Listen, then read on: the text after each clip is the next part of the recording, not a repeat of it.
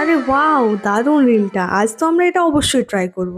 তো আমি এখানে একটা টেবিল আর চেয়ার নিয়ে নিয়েছি, আর পিছনে ব্যাকগ্রাউন্ডটা ঠিক এরকম ছিল, বাস একটা মানি প্ল্যান্টের গাছ আমি লাগিয়ে দিয়েছি। আর রুম থেকে রেড লাইটটা আনতে আমি ভুলে গেছি, তো এটা দিয়ে আমি জাস্ট জোগাড় একটা করে নিয়েছি। তো এখানে আমি রিলসটার আগের শটগুলো নিয়ে নেব। তো এখানে মোটামুটি আমার শট নেওয়া কমপ্লিট। রিলসের যে পরের শটগুলো ছিল সেটার জন্য আমি শাড়িটা পরে রেডি হয়ে গেছি।